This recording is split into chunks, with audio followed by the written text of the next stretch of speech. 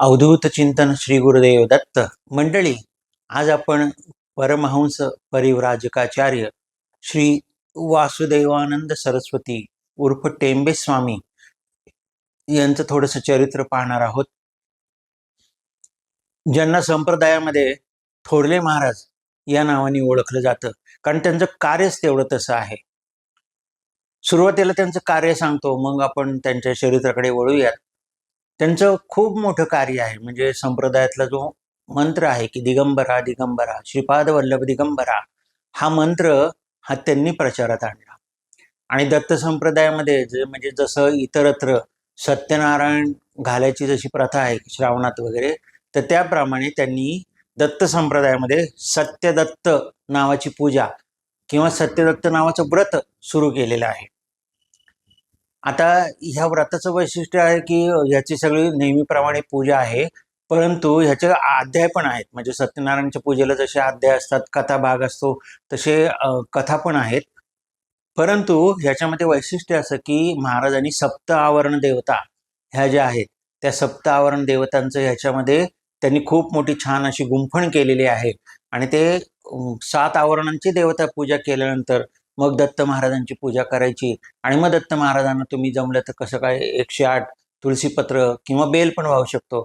दत्त महाराजांच्या मध्ये असं आहे की तुम्ही त्यांना बेलही वाहू शकता, तुळसही वाहू शकता, कारण त्यांच्या ठिकाणी विष्णू आणि शिव ह्या दोघांचा संगम झालेला आहे.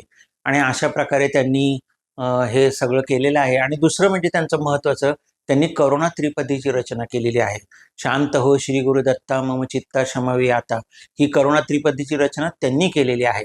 आणि घोर कष्टोद्धरण स्तोत्र म्हणजे श्रीपाद शिवल्लभ त्वं सदैव श्री दत्तास्मान पाहि देवादिदेव, हे जे आपल्या नित्यपठणामध्ये आहे त्याची रचना सुद्धा त्यांनी केलेली आहे.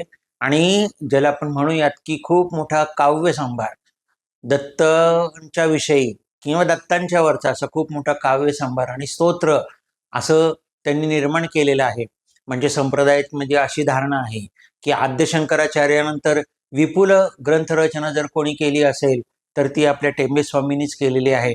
आणि दोघंही योगायोगाने संन्यासी आहेत. म्हणजे आद्य शंकराचार्य पण संन्यासी होते आणि टेंबे स्वामी पण संन्यासी होते. आणि असं मानलं जातं की आद्य शंकराचार्यांचाच अवतार म्हणजे टेंबे स्वामी आहे. आणि त्यांची जी संन्यास परंपरा आहे ती संन्यास परंपरा सरस्वती परंपरा आहे. आणि म्हणून त्यांच्या नावापुढे वासुदेवानंद सरस्वती अशी ही उपाधी किंवा बिरुदावली आपण तिथं लावलेली आहे. त्यांनी दत्त महात्म्य लिहिलं, दत्त पुराण लिहिलं. म्हणजे तुम्ही जर ती 18 पुराणांची यादी बघितली तर त्याच्यामध्ये दत्त पुराण नव्हतं, परंतु महाराजांनी दत्त पुराण निर्माण केलं. म्हणजे ह्याच्या इतर पुराणामध्ये दत्ताच्या संबंधी कथा होत्या, परंतु दत्ताच्या नावाचं असं विशिष्ट पुराण नव्हतं. म्हणजे वराह पुराण होतं, नृसिंह पुराण होतं, कालिका पुराण होतं, परंतु दत्त पुराण असं नव्हतं. तर ते महाराजांनी निर्माण केलं संस्कृतमध्ये. नंतर त्यांनी गुरुचरित्राची संस्कृत गुरुसाहस्त्री म्हणून जी रचना होती ती गुरुचरित्र जे मराठीमध्ये आहे तर त्या मराठीमधले असेल त्यांनी ते संस्कृतमध्ये आणलं.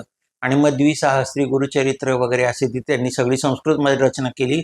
आता दत्तपुराण हे संस्कृतमध्ये आहे, खूप मोठा बृहद ग्रंथ आहे. आता तो प्रत्येकाला वाचणं शक्य होणार नाही, म्हणून तर मग त्यांनी काय केलं की दत्त महात्म्य नावाचा ग्रंथ लिहिला. आणि त्या दत्त महात्म्य नावाच्या ग्रंथामध्ये त्यांनी दत्तपुराणाचं सार आणलेलं आहे. तर याच्यामध्ये काय काय आहे तर याच्यामध्ये श्रीपाद शिवल्लभ नृसिंह सरस्वती यांच्या कथा तर आहेतच, परंतु भगवान दत्तात्रयांचा कथा भाग आलेला आहे. आणि भगवान दत्तात्रयांनी जे आपले 24 गुरु केले आणि भगवान दत्तात्रयांचे जे शिष्य होते यदू, आलर्क, सहस्त्रार्जुन यांच्या सगळ्यांच्या कथा त्याच्यामध्ये आणलेल्या आहेत. आणि त्याच्यामध्ये व्रतांचा पण उल्लेख केलेला आहे. अनंत व्रताचा उल्लेख आहे, प्रदोष व्रताचा उल्लेख आहे. आणि अशा प्रकारे त्यांनी त्याच्यामध्ये व्रतांचा उल्लेख केलेला आहे. आणखीन दत्त महात्म्य लिहून आपल्या सर्वांच्यावर खूप मोठे उपकार केलेले आहेत. हे दत्त महात्म्य हा जो ग्रंथ आहे हा स्त्रिया पण वाचू शकतात. त्याच्यानंतर ते सुद्धा ज्यांना कोणाला जमणार नाही दत्त महात्म्य, कारण त्याचे 52 अध्याय आहेत, ते जर समजा तुम्हाला वाचता येणार नसतील, तुम्हाला तेवढा वेळ नसेल, आजच्या काळामध्ये वेळ ही सर्वात मोठी समस्या आहे, तर त्यांच्यासाठी म्हणून सप्तशती गुरुचरित्रसार असं त्यांनी छोटेखानी ग्रंथ निर्माण केलेला आहे. आणि त्याला सप्तशती नाव का दिलं तर त्याच्यामध्ये 700 श्लोक आहेत, फक्त 700 श्लोक आहेत. आणि त्याच्यामध्ये त्यांनी भगवद्गीतेचा जो 15वा अध्याय आहे, ज्याला आपण पुरुषोत्तम योग म्हणतो, की तो पुरुषोत्तम योगाची आद्याक्षरं जी आहेत ते आद्याक्षरं सगळी पहिल्या ओवीमध्ये आणलेली आहेत. आणि अशा प्रकारे त्या सप्तशती गुरुचरित्र सारामध्ये त्यांनी गीतेचा 15वा अध्याय असा गुंफलेला आहे. म्हणजे मंत्रगर्भ रचना अशी जी म्हणतात, ती मंत्रगर्भ रचना ही त्यांनी केलेली आहे. त्याच्यानंतर त्यांनी खूप मोठी दत्तात्रयाची स्तोत्र लिहिलेली आहेत. शतस्तोत्र, शतनाम स्तोत्र, अष्टोत्तर शतनामावली वगैरे असे खूप मोठी ग्रंथरचना करून त्यांनी आपल्या दत्तभक्तांच्यावर अगणित उपकार केलेले आहेत. दुसरं, त्यांनी श्रीपाद श्रीवल्लभ आणि नृसिंह सरस्वती यांची जन्मठिकाणं शोधून काढली. त्यांचा पुनरुज्जीवन त्यांचं केलं आणि हा दत्त संप्रदाय जो होता, हा दत्त संप्रदाय त्यांनी वाढवण्याचा खूप मोठा प्रयत्न केलेला आहे. आणि महाराजांचं चरित्र जर आपण पाहायला गेलो तर ते चरित्र खूप मोठं आगाध आहे, परंतु आपल्याला त्यातले काही निवडक मोती आपण त्यातले वेचूयात. महाराजांचा जन्म हा माणगावी झालेला आहे आणि महाराजांची जी जन्मतिथी आहे ती श्रावण वद्य पंचमी. आजही माणगावला श्रावण वद्य पंचमीला महाराजांचा जन्म हा तिथे केला जातो.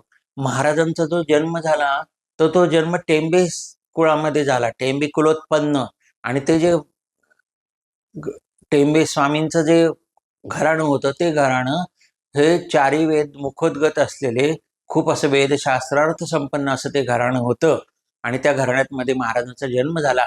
त्याच्यानंतर महाराज लहानपणीच सगळे विद्या शिकले. त्याच्यानंतर मंत्र तंत्र जादूटोणा हे सगळं त्यांनी शिकलं.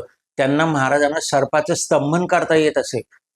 म्हणजे जर समजा सापाचं विष जर कोणामध्ये उतरलं तर महाराजांना बोलवायचे आणि मग महाराज ते आपल्या मंत्रांनी ते सापाचं विष उतरवायचे. अशा प्रकारे त्यांची तिथे खूप मोठी माणगावामध्ये ख्याती झाली होती. आणि मग नंतर ते विद्याभ्यास तर त्यांनी केलाच आणि मग नंतर ते नरसोबाच्या वाडीला आले. नरसोबाच्या वाडीला आल्यानंतर त्यांना तिथे दृष्टांत झाला की तू आता परत माणगावला जा. त्याप्रमाणे ते माणगावला आले. त्यांना तिथे छोटी दत्तमूर्ती त्यांनी तिथे त्यांना प्राप्त झाली आणि मग ती दत्तमूर्तीची स्थापना त्यांनी माणगावी केली. आणि मग त्यांची इच्छा नसताना त्यांच्या आईने त्यांचं लग्न लावून दिलं. आणि त्यांचं मन काय हे संसारामध्ये रमत नव्हतं, कारण ते संन्यस्त वृत्तीचे होते. परंतु मन काय त्यांचं तिथे रमत नव्हतं. परंतु आता जर आपण गृहस्थाश्रम पत्करलेला आहे तर आपण गृहस्थाश्रमाची सगळी कर्तव्य निभावली पाहिजेत. त्याप्रमाणे त्यांनी त्या सगळ्या कर्तव्याचं पालन केलं. नंतर पुढे कालांतराने त्यांना एक मुलगा झाला, तो जन्मताच मृत झाला. त्याच्यानंतर त्यांची पत्नी पण निवर्तली. आणि मग महाराजांना असं वाटलं की आता आपले संसाराचे सगळे पाश होते, हे महाराजांनी सगळे आपले संसाराचे पाश काढून टाकलेले आहेत, तर मग आता आपल्याला संन्यास घ्यायला हरकत नाही. आणि म्हणून महाराजांनी पत्नीच्या 13व्या दिवशी संन्यास ग्रहण केलेला आहे. आणि मग तो संन्यास ग्रहण केल्यानंतर महाराजांचं सर्व जे उर्वरित आयुष्य होतं ते सगळं उर्वरित आयुष्य हे संन्यस्त जीवनाचा एक आदर्श वस्तुपाठ असा होता. त्यांनी त्या काळात काय केलं की त्यांनी त्यांचे जे चातुर्मास होते ते 24 चातुर्मास त्यांनी निरनिराळ्या ठिकाणी व्यतीत केलेले आहेत. आणि कारण संन्यासाला एके ठिकाणी थांबण्याचा अधिकार नसतो, त्याप्रमाणे त्यांनी प्रत्येक चातुर्मास वेगवेगळ्या ठिकाणी तिथं त्यांनी घालवलेला आहे.